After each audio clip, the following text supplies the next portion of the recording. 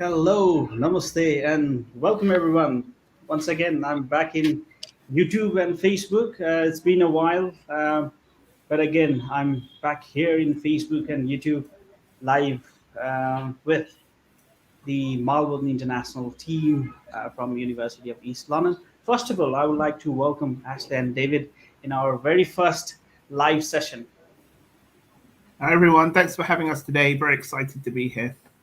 Very nice to meet you all virtually. Virtually. So we are live in Facebook and we are live in YouTube in two of the platforms. So today, what we will do is we'll talk about University of East London entry requirements, why University of East London for Nepalese students, and just to let you know that we are still processing undergraduate applications for September 2022. So those who are still wondering whether you can apply for September or not, please feel free to get in touch. Today, we have Ashley and David from Melbourne International from UEL. They will be able to tell you exactly what the entry requirements are and whether you'll be given the scholarship or not, on what time frame you'll be able to make it for the September intake. We'll discuss all in detail. And meanwhile, if you have any questions in particular, you can just drop down a comment in the comment section below, and we'll take your comment from there and then try to answer your question. All right, let's talk about UEL. First thing first, why University of East London? Yeah, excellent question. University of East London is a careers-focused, careers-led university located in one of the best cities in the world. It is a really vibrant, exciting place to study. Students get the chance to meet other students from around the world, but also engage in courses with really great careers-focused hands-on learning. So that means that the university focus on business case studies.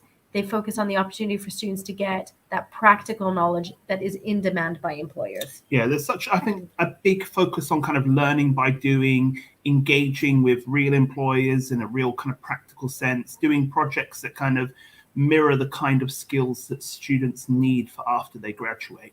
And I don't know if you've done any kind of job interviews at any point recently, but it's really common these days to get competency-based questions. So employers are asking questions like, tell me about a time that you did X, or tell me about a time you've had to do Y. And students that have had that practical, hands-on learning by doing experience are just really nailing these interviews because they've done it. They've done real case studies, they've had practical experience, and they've got the skills that employers are looking for to get a better job. It's really important as well for students to know that not all institutions in the UK teach in this way. It's very unique that a university has such a careers-focused approach. What that means from a practical day-to-day learning experience perspective is that the focus is less on examinations and theory-based learning. It's more on practical business case studies or case studies regardless of what subject discipline it is. And it's more about things like assignments, presentation, and coursework, which means that students generally do much better. So if you're comparing a Nepalese educational experience, from maybe what a student's had in their +2 examinations to what they would have at University of East London, it's very different because it's not about learning and memorizing. It is about being able to learn a concept and actually apply it so that when you are working and you're in your professional careers, you're able to hit the ground running when things happen. All right, that was all nice and beautiful about University of East London. So for Nepalese students, particular for undergrad students, just wondering, those who are watching us live, probably they are wondering what would be the entry requirements in general for majority of the courses offered at the undergrad level. Yeah, absolutely. So at undergrad, we offer 2 different types of pathway that lead to the University of East London's undergraduate program. The first one I think will be of interest to a lot of +2 students who have done well in their examinations is that we run some excellent international year 1 programs. What this means for your students and for students that are watching is that there's no additional years of study. So it's exactly the same study plan as if you came to the UK to do an undergraduate degree. What that means is that you do 1 year of international year 1, and then you go directly to year 2 of your undergrad degree. And then, of course, you've got your 3rd year before you finish. So it's a 3-year study program in total on a combined CAS, so one visa for the whole duration of your study. To get onto that program, students need to have at least a 2.5 GPA overall. And if they don't want to sit IELTS, because who wants to sit IELTS if you can avoid it? Don't worry if you haven't sat IELTS.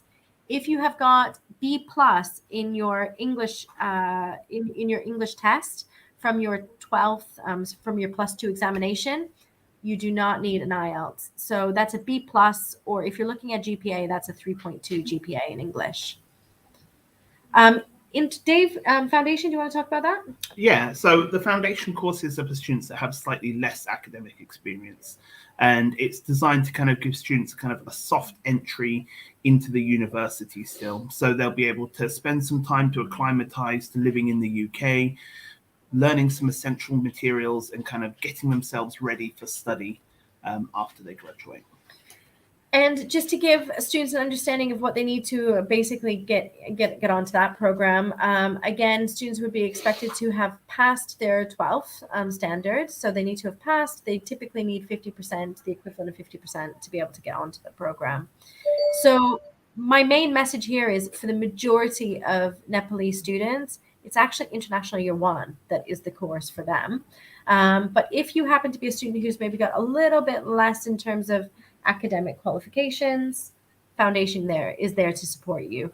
In terms of courses and subject areas you can do for foundation, it's pretty much everything. So with the exception of medicine, which the University of East London doesn't offer, there's progressions to about 64 different undergraduate degree areas. So everything from business through to accounting and finance, marketing, and then on to all of the engineering programs, computer science, which is very popular with Nepalese students, and also hospitality management as well. I've met a lot of students interested in kind of, science-related subjects, computer science, business options, and then hospitality gets a lot of interest. Yeah, I think there's a really good potential hospitality sector in Nepal, so we're seeing lots of students looking to tap into that. I mean, certainly when I was in Nepal last, there was a lot of tourists buzzing around. It was nice to see, because the time before that, there were so few tourists around. Last time, it was nice to see that the real return to the hospitality industry in Kathmandu is definitely coming back. So this is a great subject area for Nepalese students. It's a huge part of the Nepalese economy. And of course, it's an area of course that University of East London specialize in. So it's a really kind of like a match made in heaven. Definitely. So those students who are from the hospitality and tourism background, UEL offers a lot of courses in relation to hospitality and tourism. There are a lot of blended courses, hospitality and tourism with entrepreneurship, hospitality. There's a wide range of selection which you can make it. So those who have just tuned in, I can see that there are 22 people who are watching us live at the moment. And if you have just tuned in, this is a live session with the University of East London, Melbourne International PLC, where we are talking about University of East London's entry requirement. And just to let you know that we are still accepting applications for September intake, and this week is the deadline. If you haven't processed yet, we are working. We will be able to make you in for September. So majority of the questions that students and their parents ask is about gaps. How many years gap will be accepted? Some students come here and say that I've completed my +2, which is A-level equivalent in 2019. So will I be accepted or not?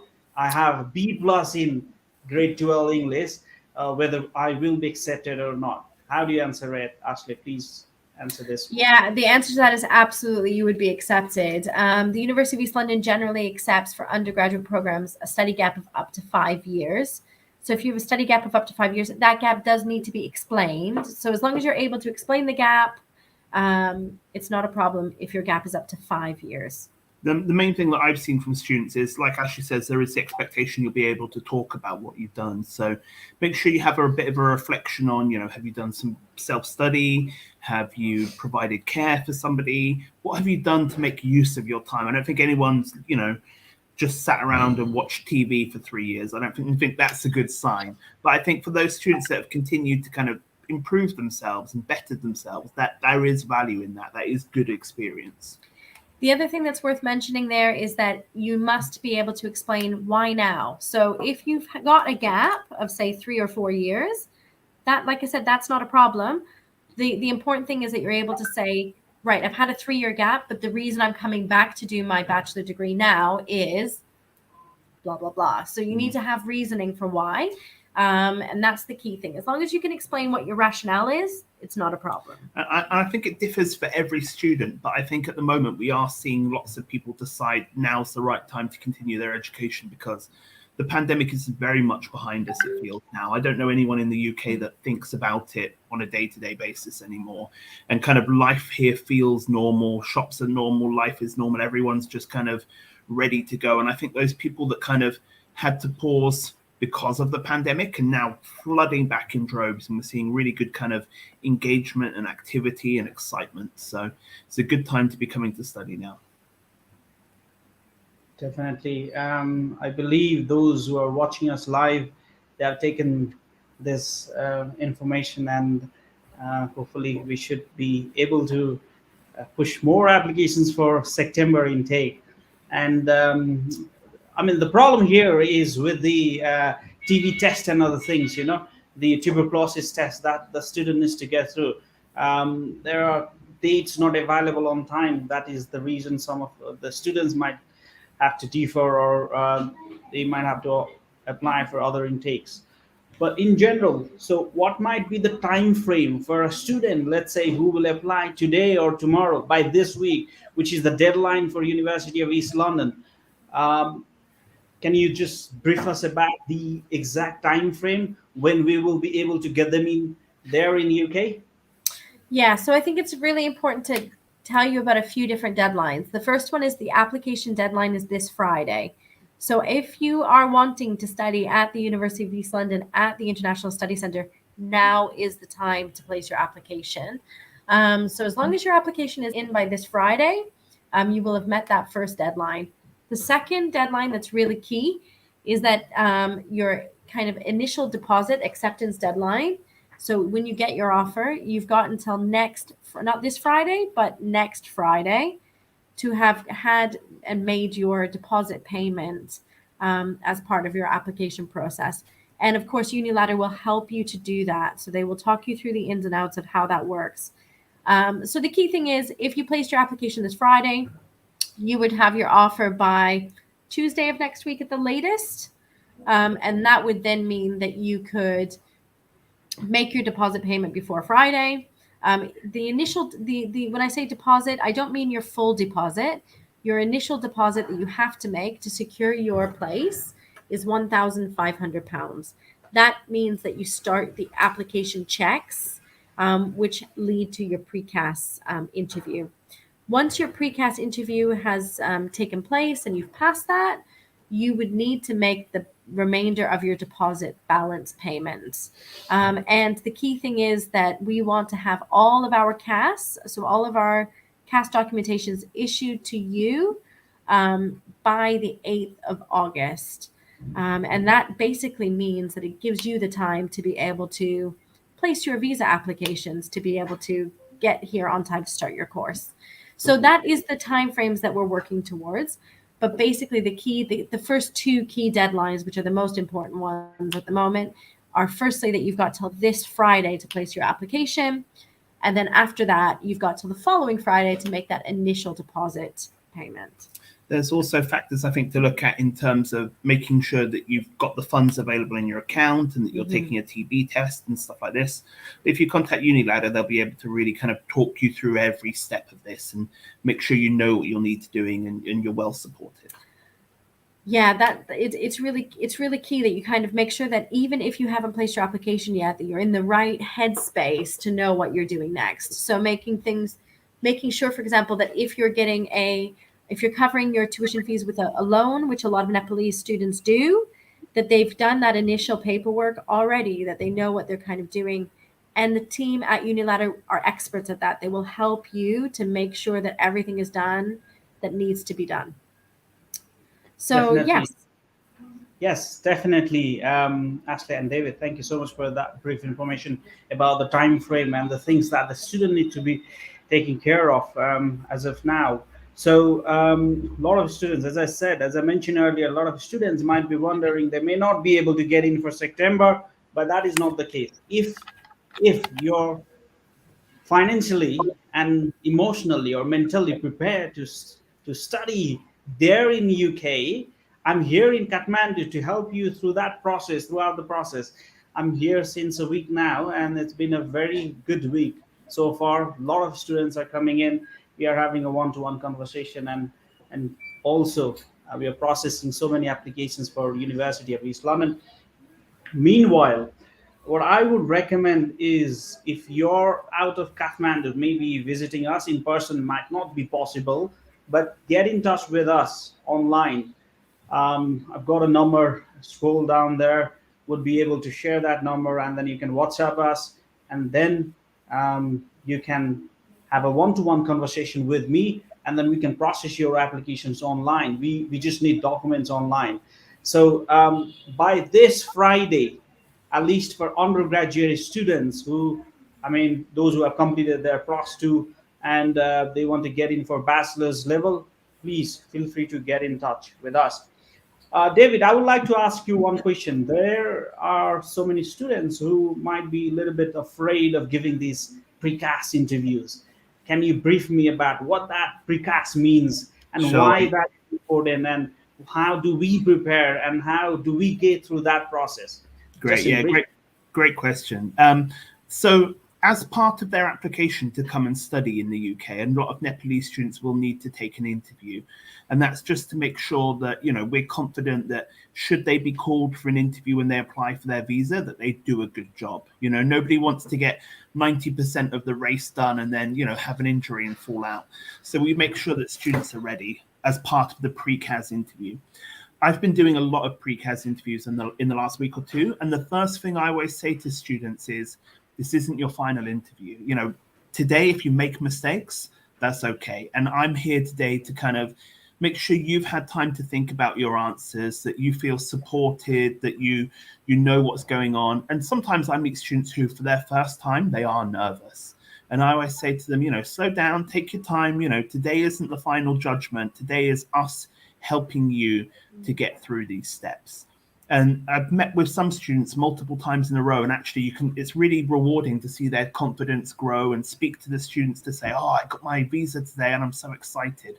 So kind of a bit like our teaching philosophy, I think our kind of philosophy of working with students for the pre-CAS is, we're here to help you. We're here to support you. We know this is challenging, and we'll work with you to get you to where you need to be able to do a good job.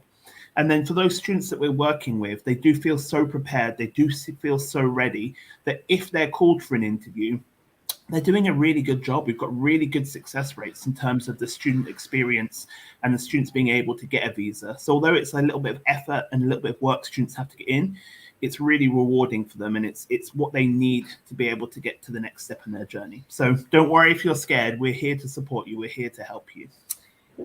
The key thing for students is that if they're doing their research and preparing for their pre-CAS interview, it's really important, and I can't really stress it enough, that students remember that whatever their rationale is for why they want to study somewhere or whatever they want to study, that's fine, but it has to have an element that's personal to them. So what you tend to find is a lot of students that, can reel off a lot of statistics or a lot of facts about a university or a location or a course. But unless you can relate that back to why that is important to you and why that's made a difference to your decision making, it doesn't really count for anything. So our general advice to students is to follow a certain type of technique to be able to prepare for this pre-CAS interview, which is basically that you provide whatever your whatever your point is, whatever your reason is, and then you provide the statistics or the background research that supports that point, but you have to wrap it up with the final bit, which is how that impacts on you, how that reflects on your decision.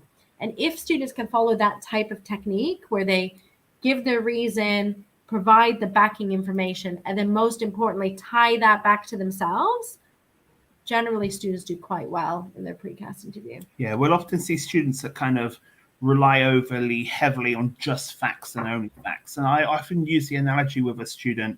So if I said, for example, I wanted to go on holiday to Nepal, and you asked me, oh, why do you want to go on holiday to Nepal? And I said, the capital of Nepal is Kathmandu, the currency is the rupee, and the average temperature is 28 Celsius. Yes, these are facts about Nepal, but it doesn't do anything in terms of explaining to you why I want to go there. So we should also, knowing those facts are useful, but tying in my personal view, my personal decisions, what is it that I personally want is such an important factor. So knowing those facts is good, but tying it into your own decision making is where you can show a bit of uniqueness of your own personality, uniqueness of your own answer, and really explore kind of what it is that makes the university the right fit for you. And so in that example, if David wrapped it up and said, if the question is why do you want to go to Kathmandu? And he said, well, Nepal's a really interesting country. Its capital's Kathmandu, 28 degrees is its average temperature. This is really important to me because I'm an avid trekker and I'm really, really keen to have the experience of being able to go up to Everest Base Camp. But I also want to have time out at the beginning of my vacation to relax in Kathmandu and explore the city. All of a sudden, those facts that were given have got context and they mean something. And that's what we mean about tying it back to you. A lot of students will be able to talk about all the facts about when a university was established or what its ranking is or, why the UK over another country. But if you can't tie that back to why that's important to you personally, it doesn't mean much. Yeah, very good. So yeah, I hope that answers the question. And yeah. So actually, I guess in terms of kind of looking at the University of East London, do you want to tell students a little bit about kind of the campus where they'd be studying, the location they'd be studying in? Yeah, absolutely. So the Pathway Center, so the International Study Center where you would be doing your pathway program is on campus, which means that you are a fully integrated part of the university experience. You have the full university experience. It is located in the heart of the Docklands campus, right on the edge of the River Thames, overlooking London City Airport. It is simply a beautiful campus. Like it's just lovely and modern. And for me, I find that the situation's ideal because you're 20 minutes on one direct DLR into kind of the center of London. So you're kind of right in the heart of it, very convenient. But being a step out makes it kind of very affordable if you want to stay on site in the accommodation. It's a very kind of diverse and interesting place to be. So students, I think, feel welcome, feel part of the community. It's a great space to be in. Yeah, it is. And the staff are really friendly. The students that you'll meet will be diverse and from all over the world. It's a great learning and study experience for students. Definitely, I think that has been the experience for our existing students who are currently studying at UAL. And just to add on it, University of East London is at east side of London where majority of the Nepalese, they live as well. So it will be a place like away from home away from home. Charlton, Woolwich, and Woolwich Dockyard, and all these Greenwich borrow a lot of Nepalese. And in Greenwich, Nepalese, I think that's the second most largest population in terms of ethnicity. So there are a lot of Nepalese there, and there are a lot of Nepalese cuisines, restaurants, and all these shops where you don't need to worry. As a student, you don't need to worry about foods, what food you might cook in your during your stay there in London. So I think that's a perfect destination, perfect location in terms of choice, in terms of preference for those who want to study in London. And as it is on the east side of London, it's a bit affordable. It's compared to central London, you'll be saving a lot of money in terms of commuting while commuting. So you're likely to travel by bus, which saves a lot of time and also money. So I think UL will be it has been a perfect destination for a lot of our students who are currently studying there. But again, those who are applying now, I want to let you know, you just have to be assured that that will be a perfect, ideal destination. All right, and I've got so many comments here, and as I said, if you have just tuned in, please feel free to ask any questions you might have. I've got comments here. Savita, she's mentioning hello, hello, hi, Savita. I hope you're Hi, Hi. doing well. Savita. Hello. Prajol Nilban is asking MBA done over all 55 in PT. Is it possible for remasters in UK? We'll have to check that, Prajol. Please feel free to visit our office. I can check all in detail and we'll let you know whether you'll be accepted or not. The other question which Srishti Magar is asking is, hello, namaste, Dai. September intake, like asking why there has been a delay for the CAS for September intake. I'm not sure about which university you are talking about. I'm not sure about which course you have applied. There are different parameters, there are different scenarios with different universities, but some of the students have already received their visa. Some of them are in the process of getting CAS. So that's the fluctuation in terms of process. If you would be specific with the university and other things, I would be able, probably would be able to tell you exactly what the scenario might be. I wish you all the best, Srishti Magar. Thank you so much for your comment. Um, we've got a good question here. Hachina is asking how much scholarship is provided by UEL. Yeah, that's a very good question. So the scholarship that's provided for pathway programs is £2,000.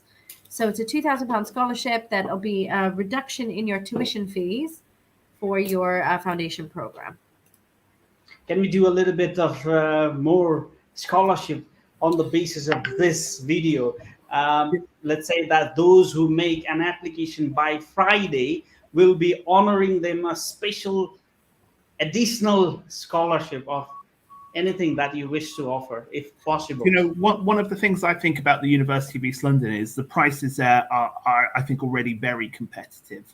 So kind of if we look at other London locations, several of them are kind of, I think, quite a little bit more expensive and don't offer as much deeper scholarships. So I think it's already very competitively well priced. All right. Okay. Got a question here from Avinash Mainali. When will be the last date for September intake for Masters or MBA? Avinash, I'm afraid September intake for the Masters has been already closed for MBA program. The only option would be either to apply in other universities or you need to wait until January for the next available intake. Mm-hmm. All right. I think Focus here from, I think, YouTube is asking us a comment. What about master courses in UEL? A wide range of master courses, to be honest. Yeah, So really wide range available. I've got another question here. Do they have ACCA degree? Does Okay. University of East London offer ACCA accredited So degree? ACCA is a professional accounting qualification. It's not really the degree itself. So a student could take, for example, a degree in accounting and finance, and it would give them a certain number of exemptions from ACCA examinations, but there's no degree that provides ACCA itself. So yes, it does provide exemptions, and that is possible, but there would still be additional examinations you would have to sit on top of your degree. So yeah, well, what Ashley means by exemptions here, I guess, is kind of to become a professional chartered accountant, you need to pass certain exams. And for certain kind of university degrees at University of East London, if you pass that, then they say, you've already learned so much on this course, you're already so experienced, you don't need to take that exam. If you've passed this course, you've already learned that content. So there's a lot of courses that will offer, if you've passed this course, you don't need to take the exam. So it's a really good way to kind of get started on your ACCA qualification, but nothing will offer 100% exemptions. Definitely, I believe that the question by Shabita Balami has been answered. So the other question from Handsome Music, I believe that's a comment from the YouTube. Without IELTS, whether we can apply or not? Yes. Shall I explain that? Yeah, so absolutely, you can apply if you've got no IELTS, providing that you have got a B+ in your +2 examination in English. So not your overall grade, just your English grade must be a minimum of B+. If you've got that, no problem, you don't need IELTS.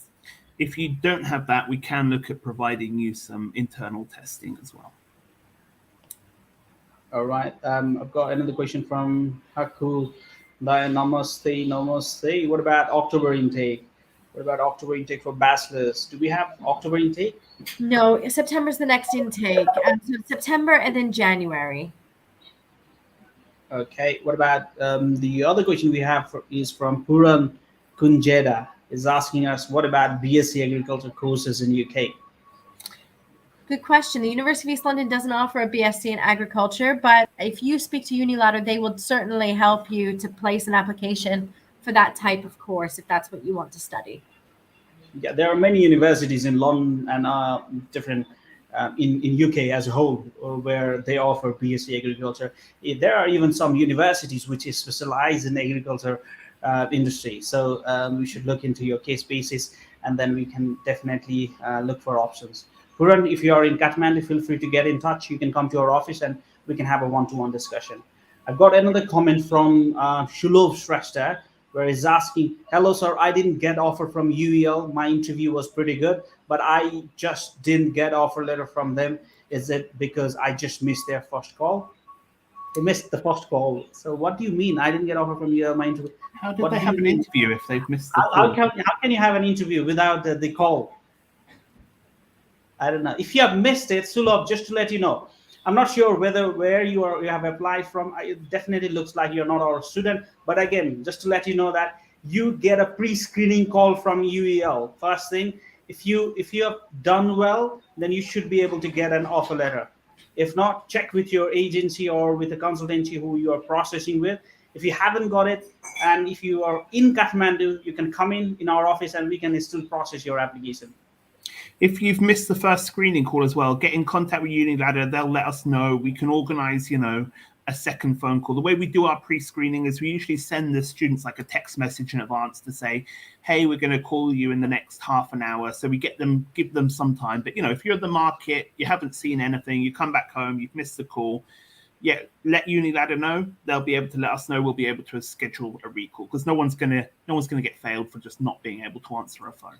Yeah, typically, if a student has failed because they haven't picked up the phone, it's because they've missed multiple phone calls. So lots of different attempts.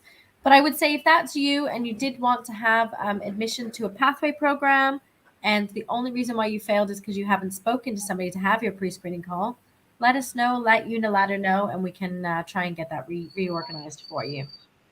Sure. Sulab, please feel free to get in touch. We are based in Bagbazar. If you're confused, there is a number, scroll down there, +447412675477. You can WhatsApp me there, and then we can have a one-to-one conversation. Thank you so much for your comment. Sabita is asking us another question. I've done my master's degree on economics, but I'm still interested to do degree in accounting, so I was thinking about ACCA.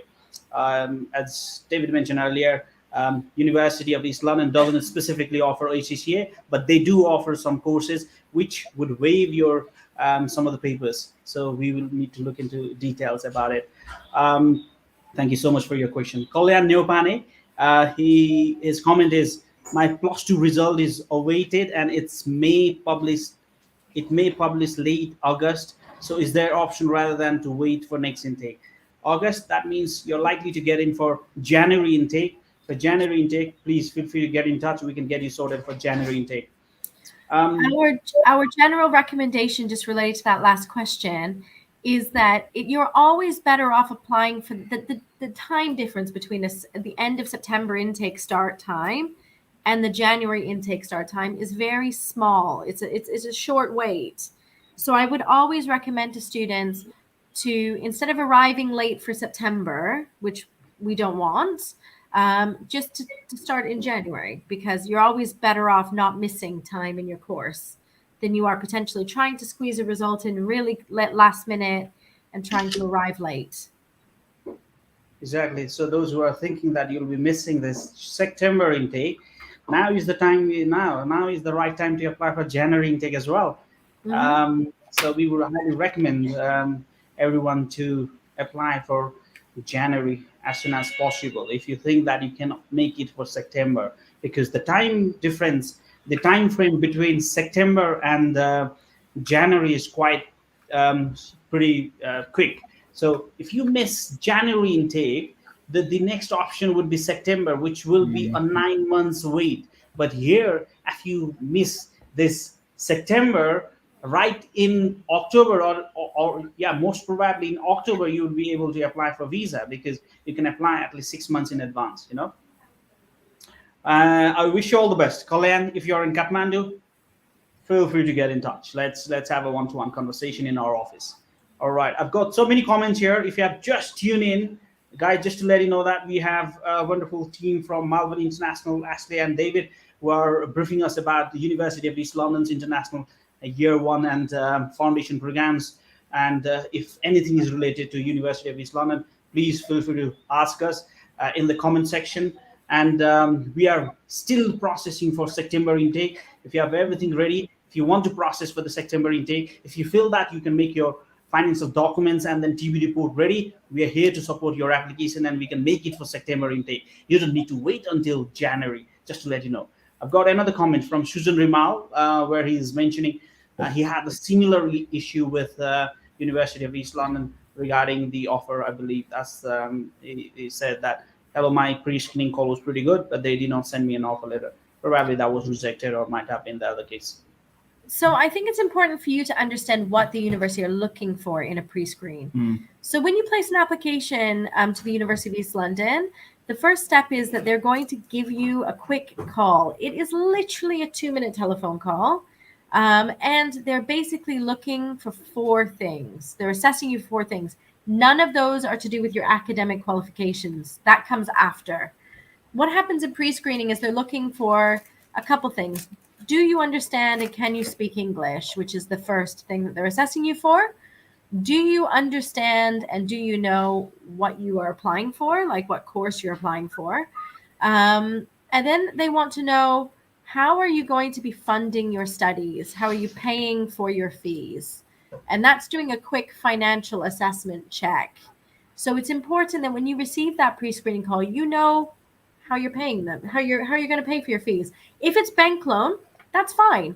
Say, I'm going to be paying my tuition fees by bank loan, but I'm getting my bank loan from this bank. So you just need to be a little bit specific about where you're getting those funds from.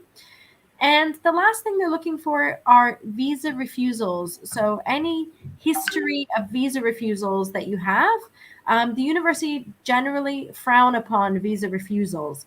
So it's important at that point to be able to say, yes, I've had a visa refusal, or no, I've not had a visa refusal. So they can be able to assess that. And the last kind of thing that's linked to visa refusals they're checking for are just study gaps. Do you have a study gap? If the answer is yes, I've got a study gap, it's not a problem as long as that study gap is explained. And the study gap is up to 5 years for undergraduate study. So as long as that's the case, you're absolutely fine. Okay, all right. Thank you so much for the clarification, Ashley. I've got so many comments here. So if you have anything specific, guys, if you're watching, if you have just tuned in, please feel free to comment. You can even comment your qualification, right, if you have done your +2, and then if there is any specific grades you might have and you're still wondering whether you'll be accepted or not, please drop down your comment, and then we will be able to tell you yes, whether you'll be accepted or not.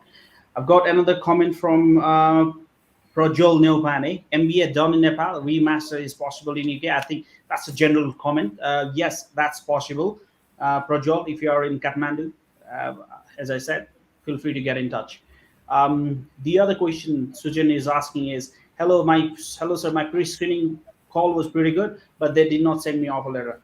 And the other follow-up question is here, sir, I did pre-screening call and I surprisingly failed. So UL had, and obviously once you fail, definitely they will not issue the offer letter. But we'll try to look into the detail about your case. Susan, I believe you're one of our students. I'll look into detail and let you know what is the reason why you were not offered a place by UL. We'll look into it, Susan. Yeah. Just be assured. And thank you so much for your comment.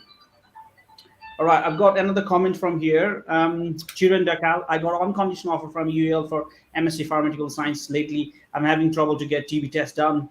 Date here in IOM and financial documentation. Is there any problem if I defer this later to January intake? Absolutely, you can do that, Chiran. Not a problem at all. I believe definitely know that you are our student. Don't worry about that. We can get that sorted. All right. Thank you so much for your comment.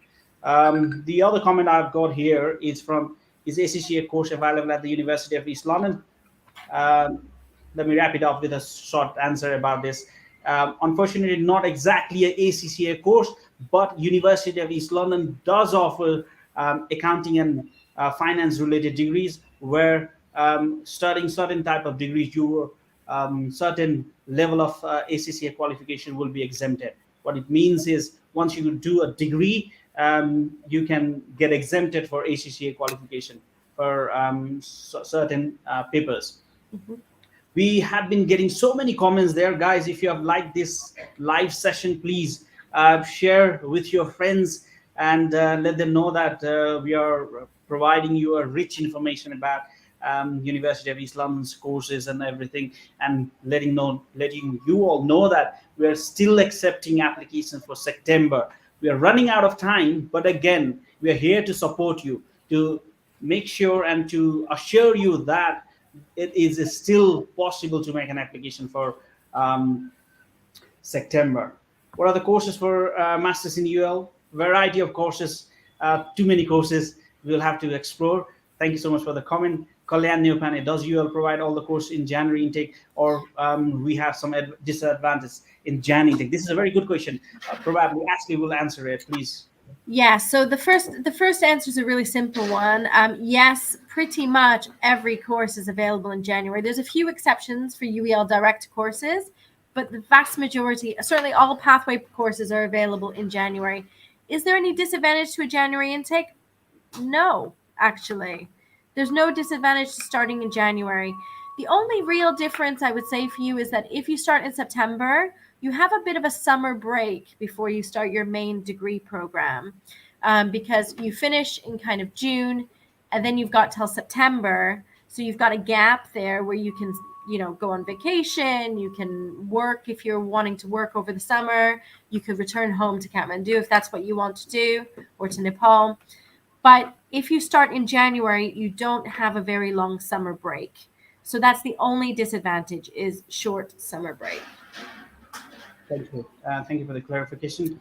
Rai Prakash is asking us B in English, 3.04 GPA in plus two, 5.5 IELTS, am I eligible? This is not Okay. complete. 5.5, and what about in each band? Prakash Rai, can you mention us about your each band score? If it's 5.5, not less than 5.5, you're ready to get in. Yep, absolutely. Expert. Yep. Yeah. The other comment is from Susan Rimal, as I mentioned, that he applied from Uniladder and he still failed pre-screening. But I think I was clear with my intention, and they only asked me very common questions, so there is not room for error. Susan, Well, Well, yeah, go ahead. go on, Dave. I was going to say, I'm not sure what happened here because obviously we weren't on the call, but we can definitely kind of get some feedback, see what the problem was, see if there's scope for kind of, a further discussion, or see whether there's a criteria that you weren't able to fulfill. It's hard to know with the information we have access to right now, but we will look into it and give you a better answer. Mhm. Definitely. Hemlata Sharma, is it true that UL doesn't accept 3 years bachelor's degree for masters? Please explain. I can do that. Yes. Unfortunately, some of the universities in UK, they don't accept 3 years bachelor's degree for a direct master's. So the best option would be going through a pre-master's route, where you would have an opportunity to study your intended course by studying for a couple of months during your pre-masters, and then you can get in for masters. Hemlata, thank you so much for your comment. The other comment I've got here is from Avinash Mainali. One more question, sir. I have conditional offer from UL for MBA, and I will be giving my PT on this Friday. So will I get a chance to get in the university? Absolutely not for this intake, unfortunately. Avinash, we wish you all the best, but for upcoming intake, not for the September. Um, All right. The other comment, I believe that's the last comment we have as of now. English B, can I apply for condition offer for sector intake right now? We can, not a problem. But what about the condition that you're going to meet? What about the English language requirement where you would have to meet 5.5, not less than 5.5? Or how are we going to deal with that? We can definitely make an application and get you a conditional offer letter. But what about the deadlines, which we would have to meet by next week? So Hakudai, comment from Hakudai, if you're in Kathmandu, let's talk and see the other possibilities or options where we may explore. Yeah, I think I definitely think that's the main kind of, I think, call to action from today that I would advise is, if you're interested in applying for UEL today, that you can put in your application today. You have until the end of this week. And if you're interested in applying, come and speak to the guys at Uniladder. If you're in Kathmandu, come into the office. If not, pick up the phone. The number's been scrolling underneath. But if you're quick to act in this last couple of days, you can still get an application. This September, you can still be in London, studying, furthering your career goals, taking the next steps towards a better job. We've just got a couple of days left to act, so get in contact with Uniladder as soon as possible. definitely I want to stress that because September is a nice intake to apply because overall the time frame and the weather in London would be much more beautiful and better compared to January, where you'll see a very harsh weather. You may not have experienced that, and it might be a very gloomy for you to encounter such a worse weather while trying to study abroad. So September, it's a beautiful time period. That's what I would say. So those who are yet not sure and yet haven't decided, please feel free to get in touch. I'm getting so many comments here. Haku Dai, who says I can bring 70 Niles. Okay, if you have that confidence, but unfortunately, within the frame for this intake, we won't be able to make it. But for the next intake, let's get in, or we may have to explore other options. Susan Rimal, I'm feeling so light after sharing my pre-screening test issue with respect to sir and you guys. Thank you, Susan, for taking your time and sharing your comments and also your issues with us. We will look into detail and then see where we can get that sorted or not. My Prakash Rise commenting here, mentioning that my IELTS is speaking 5, listening 5. Will you accept me? Unfortunately not, because in a speaking you got 5, where the basic entry requirement is overall 5.5, not less than 5.5. I've got a Hasina here. Hasina, +2 science with CGPA 2.63, IELTS 6.5, not less than 6, recently rejected by Australia. Can I get partial scholarship? Yeah, good question. I mean, I guess the first question is, when you say recently rejected by Australia, do you mean visa rejection or do you mean just application rejection? And so if it's an application rejection, I think it probably won't be a problem. And in terms of partial scholarship, £2,000 is available. I think she's mentioning for Bachelor's of Aeronautical Engineering. Yeah, I don't think the University of East London offer aeronautical engineering, unfortunately, but lots of other good engineering programs. Lots available. Of engineering options. We can look into that. All right. Okay. I think those are the questions where I believe we'll get so many questions in coming days, and I would like to thank everyone who were so engaging. And it's been roughly now more than 49 minutes, and it still feels like we've been chatting for a very short period of time, getting so much of good interactions. I believe the information that we have shared will help so many students, not only from Uniladder, but in general for those who are willing to study in the UK. And just to let you know that, guys, we as a Uniladder, we are the exclusive UK focused agency. We work for UK universities only. So you would prefer someone who is expert on something for this higher education's recruitment for UK universities. And I think that's it for now. David and Ashley, I would like to thank you so much for your valuable time. Do you have anything in a particular or specific that you want to share, which some of the questions that I might have not asked or you would like to share in this platform? I mean, my biggest advice just before leaving is that you absolutely should place your application now. Do not delay if you want to study in September. And you need to trust the counselors that you work with. So you need to trust Uniladder to be able to help promote your application through the process. They will help to make things as stress-free as possible. They will help answer your 100 questions that you will have. They're very patient, they're very professional, and they're expert in what they do. So if you're looking for expert advice, that's the way to do it. But from us, thank you very much for your time. And we wish you a very good day. Thank you very much, everyone. Take care. Bye. Thank Bye. you, everyone. Thank you.